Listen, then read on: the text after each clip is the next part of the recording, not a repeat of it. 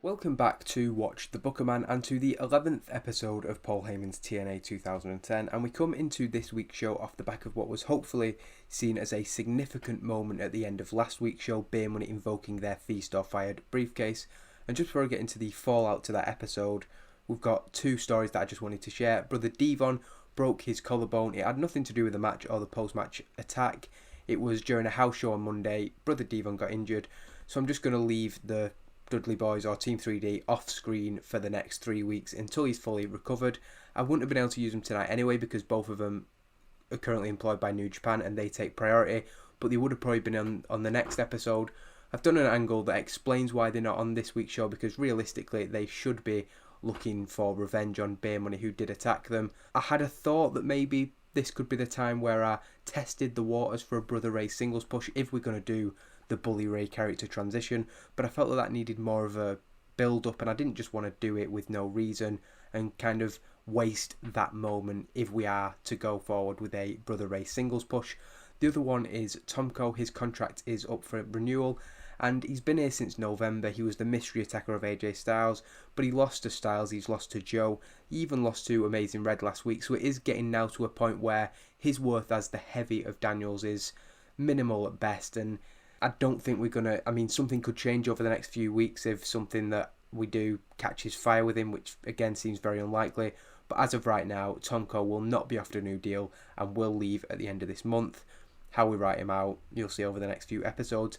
Tonight, of course, we've got Desmond Wolfe versus Mick Foley in what I hope is going to be a good main event in terms of storytelling and the storyline going forward. I know it's definitely going to push things to the next level. So with all that said, let's get into the episode. And the show begins backstage with a promo from Mick Foley, who is fired up about his main event match with Desmond Wolfe. He leans more into his Cactus Jack persona, a little bit more unhinged, and he holds a barbed wire baseball bat that he intends to use in tonight's main event.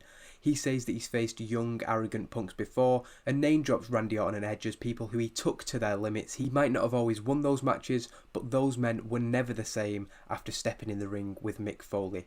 That's going to be the case for Desmond Wolfe tonight, but that's not what this is about for Mick. Tonight is a matter of proving himself, something that Foley never thought that he'd have to do with his back catalogue and the list of achievements that he has, but he's not here to prove himself to Desmond Wolfe or even to Paul Heyman. He doesn't need to prove that he belongs in a TNA ring. He wants to prove to all the wrestling fans that what people are saying about him isn't true. And this main event against Desmond Wolfe is the perfect opportunity to show that he still has what it takes to perform at the highest level. So it's a really good promo from Mick Foley. As you'd expect, his entertainment skills are going to carry him. How this main event does, I've not got a clue. It's the first match of Mick Foley that I've booked, so it could be a complete disaster. I've not even checked his skills in the game, so I'll find out when you find out, and I'm really looking forward to that main event. Whether it will deliver, we will have to wait and see as we go into the introduction from Mauro and Taz, and they promote that main event match, but we can't go any further without addressing the shocking conclusion to last week's episode of Impact, following a victory over Team 3D in a tables match that saw them retain the TNA World Tag Team Championships. The Motor City Machine Guns were attacked post-match by Beer Money. Invoking his Feast or Fire briefcase, James Storm handed the referee that case, and the match began. Taking advantage of the physically exhausted Sabin and Shelley, they had just beaten Brother Ray and Brother Devon at their own game, while Beer Money became the new World Tag Team Champions in under a minute. A betrayal of sorts, a shocking moment to end that show. But before we go into the opening match of the night, Mauro says that Team 3D were actually denied access to the building just before we went live on air tonight. We've not got much information on what happened, but there was an incident in the parking lot, apparently involving the vehicles of James Storm and Robert Roode, so they will not be here tonight. More details on that will of course be available when they have it, and they will share it with the Impact audience as we go into Roderick Strong versus Mr. Anderson, and Mr. Anderson actually picks up the victory in 9 minutes and 56. It's another good showing for Roderick Strong, I would say. They have great chemistry, which gives us a pretty strong opening match, 68 rating. A 58 from Roderick Strong, a 70 is good from Mr. Anderson, and actually the finish isn't clean, so again we're trying to keep Roderick strong. Mr. Anderson low blows him and then hits the mic check. Not the handful of tights it says there, but the effect is the same. It's a tainted victory for Mr. Anderson. And after the match, Kurt Angle is straight down to the ring to confront Mr. Anderson, questioning the nature of his victory. He's facing an upstart guy, a guy who's just trying to make his name and impact. Mr. Anderson's already an established guy, and he's going to try and screw over Roderick Strong. Would expect no less from Anderson, and he just blows off Kurt Angle. He's not interested in being lectured. This leads to Angle grabbing a microphone.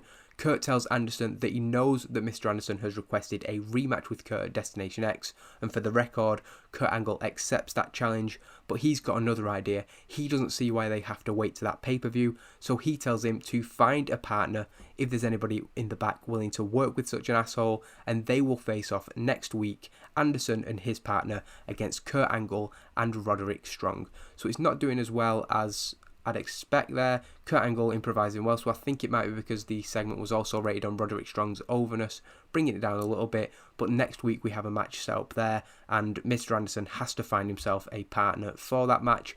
As we go into another backstage segment with the beautiful people, we've seemingly been doing one of these every week. And again, Lacey Von Erich's hint at a face turn gets little reaction. She's not very good at playing that role. That's probably a fair criticism. I don't see much for Lacey Von Erich long term, so I don't even know if we'll pull the trigger on this face turn, but that's definitely, the story is definitely trying to build sympathy on it, so I'm going to keep the face turn hints going. Like ODB, I might not even end up pulling the trigger on that, but Angelina Love is holding a Beautiful People Summit in the back, and she says that despite her pinning Tara 2 weeks ago, Destination X will see ODB get yet another shot at the Knockouts title. She somehow blames Lacey for that fact, saying that the Beautiful People aren't being taken seriously, and it is because of Lacey Von Erich. She asks why she should keep Von Erich in the group, and Lacey looks to Madison and Velvet for some support, but they're not saying anything. Angelina tells Von Erich to beg for her place. If she really wants to be in the Beautiful People, she will get on her hands and knees and beg for it. Lacey tells Love that she needs to be in the Beautiful People. She doesn't fit anywhere else in this roster. Look at the other knockouts. They're not on the same level as the 4 women here now. And she says she will do anything to stay in the Beautiful People. Love's intrigued by this and says anything before getting right up in the face of Lacey. Angelina then tells Lacey, beat me. Those 2 words, a simple message to Lacey Von Erich, but Angelina Love challenges Lacey Von Erich to a match. The rest of the group, of course, confused. If Lacey Von Erich wins, she gets to stay in the group, but if she loses, then she is out. First, however, Love tells her that she better focus on beating ODB tonight and proving why Love should be the number 1 contender and not that skanky ODB, whatever insult she'd want to come up with. Not a very good segment into not a very good match. Cooling the crowd a little, understandably. We've brought Boogie Nova back as the local talent again. She's teaming with Christina Von Eerie, somebody who I was actually interested in possibly bringing in, but looking at those 2 in-ring ratings, both of them pretty poor. I mean, it's fine for a one-shot deal, and Awesome Kong with a good performance. Hamada, decent. A victory for Awesome Kong and Hamada, however, in 5 minutes and 24. Hamada pinning Boogie Nova, and Kong, of course, head and shoulders above everybody else as Jimmy Jacobs joins the Knockouts Tag Team Champions in the ring. He cuts a promo dismissing the level of competition that has been brought in to face Hamada and Kong. He says that he gave management 3 weeks from Against All Odds to find an opponent, and they brought this. He's dismissive of Von Eerie and Boogie Nova and says that the new age is leaving TNA behind, and considering what they're doing to the Knockouts tag team division, imagine what will happen when this movement takes over the entire company. The new age is coming, and this is a warning from Jimmy Jacobs. The TNA roster had better step up or they will all fall. So it's not a very good promo again from Jimmy Jacobs, and it is becoming a little bit of a concern, if I'm honest. This is a very, very long-term storyline, as I've said before, so there's plenty of time for him to prove his worth, but we might have to take a slightly different approach if things don't improve. I'm not 100% sure how we're going to get him more over. I know that obviously being in segments, I think, on TV will help him, but if he was wrestling regularly, we could give him wins, and that would obviously help his promos by making him more over. I've never been good at getting non-wrestlers over, if I'm honest, so yeah, if anybody has any specific things that could try to help me get Jimmy Jacobs over, I'd be happy to hear them. Otherwise, I'll have to sort of reshuffle the pieces of this. Whatever happens, this storyline is going ahead, so yeah, whatever. We then get a video package recapping D'Angelo Dinero and Homicide from last week. Homicide brought a steel pipe into play, his own weapon then being used against him, allowing D'Angelo Dinero to pick up a victory. Later tonight we will hear from Homicide, who has a challenge for the Pope. Heading to the back, Desmond Wolfe is interviewed by Jeremy Borash, who talks about that main event we've got tonight, and Desmond Wolfe seems angry that he's even going to have to share the ring with a washed up old-timer like Mick Foley. Wolfe says that he's heard about TNA being the young, hungry, aggressive alternative. That's all he's heard since the beginning of the year, and as far as he can tell, Mick Foley doesn't match any of those adjectives. To him, that says that Foley doesn't belong in this company anymore. Wolfe's been thinking, and perhaps Paul Heyman has allowed this match to go ahead so that Wolfe can do his dirty work for him. Heyman doesn't want to look like the bad guy who has to fire Mick Foley, so Desmond Wolfe can take out the trash. Desmond is completely fine with that because he gets to pen the brutal final chapter in Mick Foley's career, and he can go off and write himself another best-selling book about how he got his arse handed to him by Desmond Wolfe. So Wolfe with a good promo there, not quite on the level of Mick Foley, very few people are, but a 69 rating, improvising well and continuing to hype up that main event as we go into the third match of the night. We had Brian Kendrick defeat Matt Jackson a couple of weeks ago. Paul London now defeats Nick Jackson in 12 minutes and 6 seconds. There's a distraction by Brian Kendrick, but there's also a distraction by Matt Jackson, so it's not completely one-sided. It's more me just putting that note in to say that there was a little bit of a chaotic feeling towards the end of the show. Kendrick stepping up onto the apron first, Matt Jackson then getting involved. It was still, in a way, a fair victory for Paul London. The two negated each other, and a shooting star press is enough for the more experienced Paul London to pick up the victory. That means that London and Kendrick have now defeated Matt and Nick Jackson in 2 singles matches, whereas at the pay-per-view, when they had their tag team match, the Young Bucks or Generation Me came out on top. So it's kind of even Stevens now, probably going to lead to a final match between the two sides at Destination X, probably going to make that a number 1 contenders match. But as the Hooligans head up the ramp celebrating another victory, they're doing it in an over-top manner, continuing to push their arrogant personas. Alex Shelley and Chris Sabin storm down to the ring. They're furious and they grab microphones and call out beer money. Shelley says that they've been penned up in the back all day. They were told that they couldn't go out and find beer money to kick their asses because they had to do things the proper way. Sabin says that they've been waiting in the back to get the green light to come out here and call out beer money, but they've done waiting. What happened last week doesn't call for them to sit on their hands and politely wait. They want beer money out here right now. James Storm and Robert Roode do come out from the back, but stop at the top of the ramp.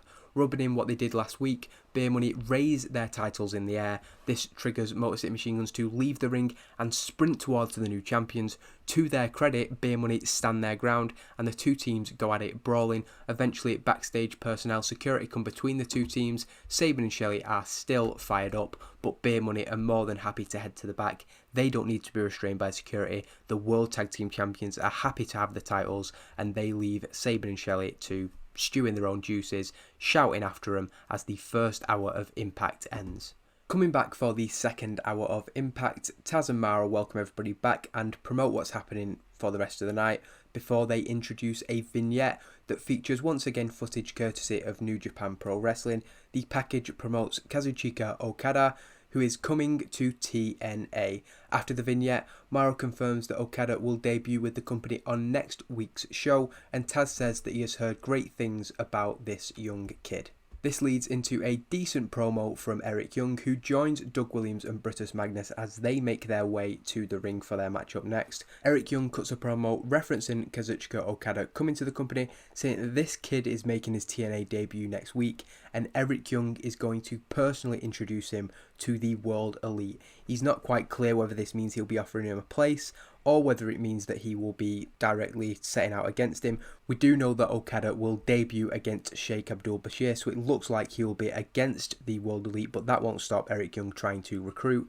Young says that they won't be silenced and they won't be sidelined. The World Elite will welcome Okada to TNA with open arms. We've not used the World Elite much, and I will admit I've not used them very well. They've lost a lot of credibility already in the first few months of this save, so it's going to be either a rebuild job with the World Elite or scrapping them completely. It's not a good night for them again tonight. The British Invasion, who were the World Tag Team Champions when I took over, again, I'm disappointed with how I booked these because I do think that they're a really good tag team and they deserve better than what I'm giving them at the moment, but for now, they not the priority, and AJ Styles and Samoa Joe, a makeshift team, defeat them in 10 minutes and 15 seconds. AJ Styles head and shoulders above, Samoa Joe with a 71. If that's what we get at the pay-per-view, we'll probably get a 75 rating, something like that, so decent, but we probably do want to build up Joe a little bit more, hopefully get him some more momentum, and perhaps a big win next week would get him onto the next level.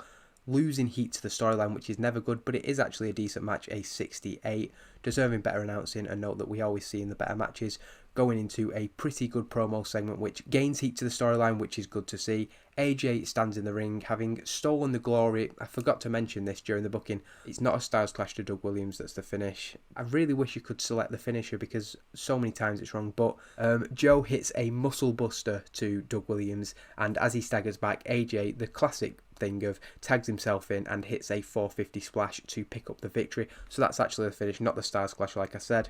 After the match, Joe grabs a microphone and he's clearly a little bit annoyed about the World Heavyweight Champion's actions. Joe says that the time for pleasantries and working together is over. Until Destination X, it's all about working to beat AJ Styles and take that title. Joe then extends a hand to AJ Styles, a final gesture of goodwill to mark the end of their friendship for the time being. Styles slaps the hand away and raises his title and goes to leave. So a bit of a cocky side from AJ Styles, but again, it's the fact that both of them are just very competitive, so they're going to get under each other's skins considering they are going for the World Heavyweight title at Destination X. As AJ walks off, Joe grabs him in a Coquina clutch. Panic sets in for the champion. We see that if he gets put in this move, he is in serious trouble at Destination X, but Joe decides to release AJ Styles, a show of dominance. He could have took him out, but he didn't, just like 2 weeks ago when he could have invoked that feast or fight, but he didn't. Joe feeling very confident, AJ Styles showing a cocky side, so both of them want to be the alpha male in TNA. We really want to make this about them both being baby faces, but clearly their ego and their pride as competitors is taking them to push each other, and we're going to try and build that pay-per-view matches. AJ and Joe are going to push each other to the limit, and hopefully they end up delivering in terms of the ratings to prove that we're right to try and push this as such an important match. A video package then puts over the dominant start to 2010 that the global champion has had. Abyss won the title on the first Impact of the decade and has won every single match he's been involved in.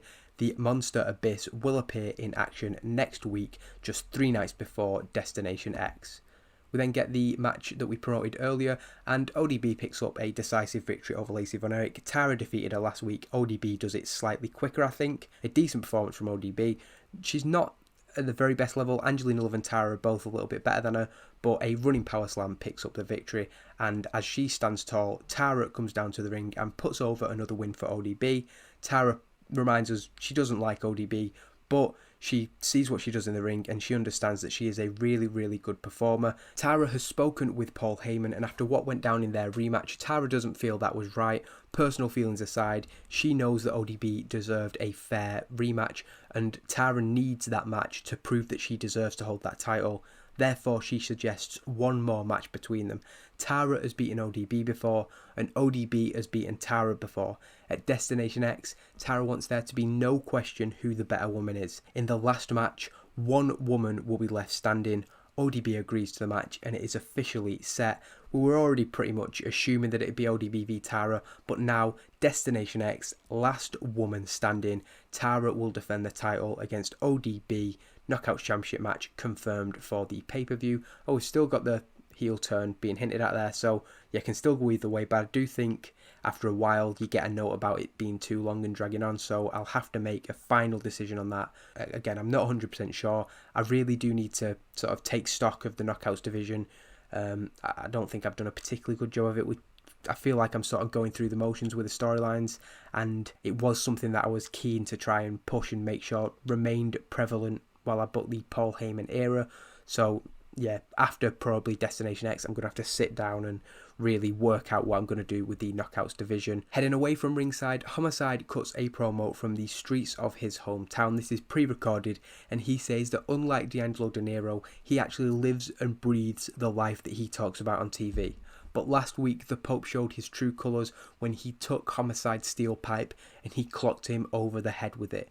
Homicide says that he can't get mad, he would have done the same, he's the one who brought it into play, but without that, Pope stood no chance of beating Homicide, and like he has his whole life, the Pope found something to hide behind.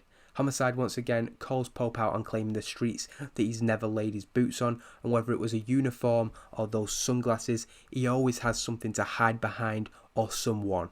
When Homicide sees him next, there is going to be nowhere to run and nowhere to hide because he wants the Pope in an anything goes street fight. Homicide always does well on promos, decent. This is a mid-level storyline, so a 60's more than adequate to keep this storyline going. We then get Amazing Red and Lethal Consequences in the locker room, and they cut a promo simply challenging Kazarian, Tomko and Daniels to a match on next week's Impact. Last week, Lethal Consequences saved Amazing Red from a 3-on-1 attack. Sets up this match pretty simple. Amazing Red says that he is also coming for the X Division Championship at Destination X, but first he wants that revenge with his buddies Creed and Lethal on Impact next week. So not a very good segment as we go into the main event. Fantastic heat and great wrestling, and the story of this match, I will just check what I booked it as in game. I think it was, so it's a mayhem match, so I think that means that it's automatically overbooked. It means there's weapons involved, and of course it's a 14-minute match involving Mick Foley, so there has to be a lot of smoke and mirrors, simply because I don't think his stamina would keep up at the time. But actually a 77 in-ring performance, very generous for Mick Foley there. But in terms of his overness and his storytelling in the ring, maybe the way that we booked the match, the mayhem, did help him there. And it's kind of a one-sided match. I don't want to say it's like a squash. It can't be because it's 14 minutes, but the idea is that Desmond Wolfe is too quick, too aggressive for Mick Foley. It is about Foley taking a beating. Of course he gets his moments of comeback and the build-up, and he uses the weapons and everything, and he is fired up, but ultimately Desmond Wolfe just beats the crap out of Mick Foley, and the finish is actually that Foley cannot continue. The referee has to step in. Foley was never going to quit. He wasn't going to stop fighting, but Wolfe hits him with a lariat, and he's just laying into him, just absolutely relentless. And in 14 minutes 6 seconds, the referee stops the match. Mick Foley cannot continue, and Desmond Wolfe is the victor. But Wolfe isn't happy with that. He wanted to keep Foley down, not by the referee doing it, but by making him submit or by pinning him. A decisive victory he wanted, and as Mick Foley is slumped in the corner of the ring, he's bleeding. He looks absolutely battered and bruised, and there's no doubt that Desmond Wolfe absolutely dominated that match. As Wolfe has his arm raised in the ring, he's clearly not done with the legend. As I said, he wanted to put him down with a pinfall or a submission, and he stands over Foley, who lays motionless. The commentators are saying, why is he doing this? He's proved what he wanted to prove. Foley's been severely beaten throughout the match, but as we know, Wolfe is just a disgusting person, and he's still firing verbal abuse at Mick Foley. He's pointing his finger at Mick Foley, who's pulling himself to the corner. He's beginning to stir, he's showing some signs of life, but he is in an absolutely terrible condition. Wolfe tells him to get out the ring, but Foley can't get out the ring. Wolfe looks set to continue the attack on Foley when the music of Jeff Hardy hits. Hardy is back in TNA. He's not been seen since he was pushed off the ladder at Genesis by Wolfe's valet Brittany. Hardy runs down the ring, goes straight after Desmond Wolfe, hits him with a twist of fate in the middle of the ring, and Wolfe's instinct is to roll to the outside as Jeff Hardy checks on Mick Foley. Impact ending. Hopefully this will get a big pop from the crowd. Hopefully by not mentioning Jeff Hardy for the last 6 or 7 weeks, I think it is, people have kind of forgotten about him and maybe thought that he was only in for a one-shot deal. But Jeff Hardy is back. The commentators put over this as a huge return. He's showing concern for Mick Foley, who is in a really, really bad way. But the key point at the end of Impact is that Jeff Hardy is back, and we know that after what happened at Genesis, he will want revenge on Desmond Wolfe. It's a 70 rated segment after a really good main event, so I'm pretty confident this is going to be a good rated show. A 62, again, that's the range we're in. I do expect it to be a little bit higher. I don't know if it's how, I know there's the 3-ring circus, regular focus, all the different focuses you can have in the product, so that might be something worth checking if it's different to what I'm used to, because I do feel like the show ratings are a little bit lower than I expect, but then I look through and see 36 ratings, angles in the 40s, so that's probably more the reasonable explanation for that. We'll just see if there's anything after the show, but as I said, hopefully that's another big moment. We had Samoa Joe teasing the fact that he was going to invoke his Feast or Fired briefcase. We then had Beer Money actually doing it, and now we've had Jeff Hardy return. So 3 big endings to Impact, and hopefully the go-home show for Destination X, the one where it really matters, can have an even more significant finish. We're over 1 million for the viewers, which is pretty much that's what I'm aiming for at the minute. It's a good week if we get over 1 million. Again, over time we want to continue to improve. Angelina Love is too small and we should release her, according to Jeff Jarrett, which seems like a strange thing to pick up on. 9 nights away from Destination X. We've got one more episode of Impact until that pay-per-view, and I really think that go-home show and everything that we've got building at the moment, we're going to have a really, really strong pay-per-view there, Destination X. We've then got Lockdown after that. I'm really looking forward to building to that because TNA did present this as sort of the third biggest, I'd say, after Slammiversary and Bound for Glory. And again, this is something that I'll probably need to ask people about. I might try and do a poll or something. The Lockdown, every match being in a steel cage, it's not something I'm particularly a fan of. But I also feel that only being 4 months in, it might be a little bit drastic to change that. Maybe something that next year, it's just the main event that's a cage match. So, yeah, I'm not sure how Lockdown's going to shape up, but I'm really looking forward to the build to that. But the key thing is Destination X is coming, and with AJ Styles and Samoa Joe as the main event for the TNA World Heavyweight Championship and the rest of the card that's coming together, I'm really looking forward to that go-home show and, of course, what I think is going to be a really, really strong pay-per-view.